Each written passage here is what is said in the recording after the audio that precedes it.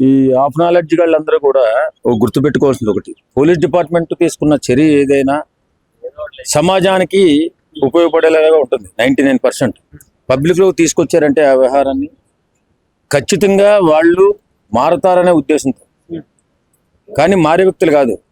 చాలా మంది వాళ్ళు చేసిన అకృత్యాలన్నీ బయటకు వచ్చాయి. ఇప్పుడు ప్రతి ఒక్కరు కూడా సరైన శిక్ష వేశారు, ఇంకా గట్టిగా శిక్షించాల్సింది పోయి ఏదో రోడ్డు మీద తీసుకొని 4 దెబ్బలు కొట్టి వదిలేశారని చెప్పి అందరూ అనుకుంటున్నారు.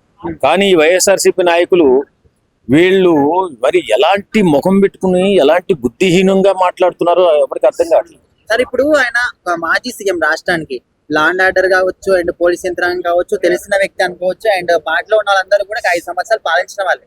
మరి వాళ్ళు కూడా ఒక గంజాయి బ్యాచ్ ని, అది కూడా పోలీసుల మీద అటాక్ చేసిన వాళ్ళని ఈ విధంగా సపోర్ట్ చేస్తూ మాట్లాడడం అనేది ఎంతవరకు కరెక్ట్? అసలు జగన్మోహన్ రెడ్డికి బుద్ధి జ్ఞానం ఏమన్నా ఉందా? అసలు ఎవరిని సపోర్ట్ చేయాలా? ఈయనకి సలహా ఇచ్చేవాడిని చెప్పు తెగిందా కొట్టాలి. ఫస్ట్ జగన్మోహన్ రెడ్డికి ఎవడైతే సలహా ఇస్తున్నాడో, ఎవడైతే న్యాయ సలహా చెప్తున్నాడో వాడిని చెప్పు తెగిందాకా కొట్టాలి. అక్కడ జరుగుతున్నటువంటి సందర్భం ఏంటి? అందరినీ భయభ్రాంతులకు గురి చేసి గంజాయి వేసి అల్లకల్లోలం సృష్టిస్తూ ఆడవారిని కూడా ఇబ్బందులు పెడుతూ చాలా గందరగోళం సృష్టిస్తున్నటువంటి ఈ బ్యాచ్ ని పోలీసు వారు ఏదో ఎందుకురా మీరు ఎలా చేస్తున్నారంటే, ఒక పోలీసునే ఇష్టానుసారం కొట్టి చంపబోయారంటే అలాంటి వ్యక్తుల్ని తీసుకొచ్చి నడి సెంటర్లో తీసుకొచ్చి బుద్ధి వచ్చేలాగా ట్రీట్మెంట్ ఇస్తే దానికి ఈ జగన్మోహన్ రెడ్డి పరామర్శించడానికి రావడం ఎంత నీచమైన చర్య, అంత నీచమైన చర్య. ఒక రాష్ట్ర ముఖ్యమంత్రిగా 5 సంవత్సరాలు చేసి ఇంకా కూడా పరిపాలన పట్ల అవగాహన లేదంటే పోలీస్ డిపార్ట్మెంట్ని అభినందించాల్సింది పోయి, పోలీస్ డిపార్ట్మెంట్కి సపోర్ట్ చేయవలసింది పోయి, వాళ్ళకి అంటే సమాజంలో ఎవడు కూడా మనశ్శాంతిగా ఉండకూడదు, అల్లకల్లోలంగా ఉండాలా, ఏ కుటుంబం కూడా శాంతి సౌఖ్యాలతో ఉండడానికి వీలు లేదనేటటువంటి మనస్తత్వం ఏదైతే ఉందో జగన్మోహన్ రెడ్డి ఇలాంటి నీచమైన పనులు చేసి మరీ దిగజారిపోయి ఫ్యూచర్లో వైఎస్ఆర్సీపీ పార్టీ అంటూ లేకుండా పోయే ప్రమాదం ఉంది ఖచ్చితంగా. దానికి తోడు మంత్రులుగా చేసిన వాళ్ళు, ఎమ్మెల్యేలుగా చేసిన వాళ్ళు కూడా ఆయనకి వంత పాడుతున్నారంటే ఎంత అనాగరికంగా బతుకుతుందా వైఎస్ఆర్సీపీ పార్టీ అనేది ఈ విధంగా అర్థమవుతుంది. ప్రతిదాన్ని రాజకీయం చేస్తాను, ప్రజలకు చేయనిపించట్లేదు అంటారా? చిచ్చి అనిపిస్తుంది. అనిపించడం ఏంటి? చిచ్చి అనిపిస్తుంది.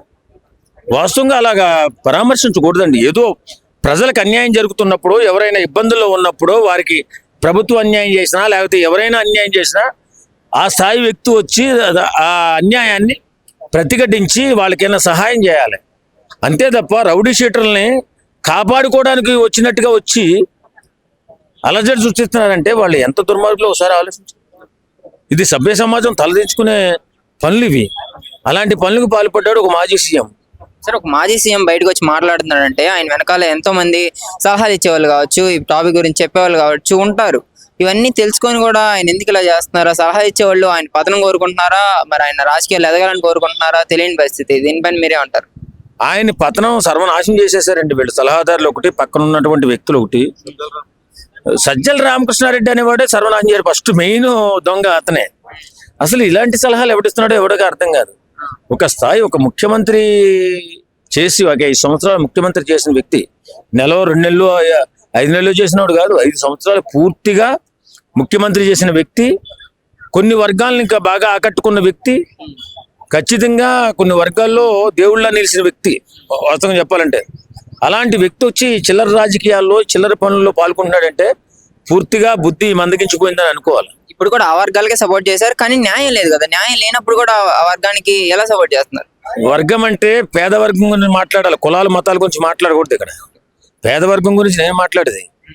ఆ జగన్మోహన్ రెడ్డి ఏదో వంకనే ప్రజల్లోకి వద్దామంటే ఇది అవసరం లేదు. ఈ గంజాయి బ్యాట్కి సపోర్ట్ చేయవలసిన అవసరం లేదు. కూటమి ప్రభుత్వం ఇచ్చిన హామీలు ఇంకా అమలు చేయలేదు, దాని మీద పోరాటం చేయమనండి. ఎందుకు అమలు చేయట్లేదని చెప్పి అసెంబ్లీకి వెళ్ళి పోరాటం చేయమనండి. ఏ వంక డొంకట్టుకుని ఏర్చినట్టు ఎవడో 4 పిల్లల్ని రౌడీగాళ్ళని తీసుకొచ్చి 2 దెబ్బలు వేశారని పోలీసు వాళ్ళు, దాని గురించి ఈయన పెద్ద రాద్ధాంతం చేసి ఆంధ్రప్రదేశ్లో చరిత్రహీనుడిగా మిగిలిపోవడమే కాకుండా పోలీస్ డిపార్ట్మెంట్లో చరిత్ర విహీనుడిగా మిగిలిపోయాడు జగన్మోహన్ రెడ్డి.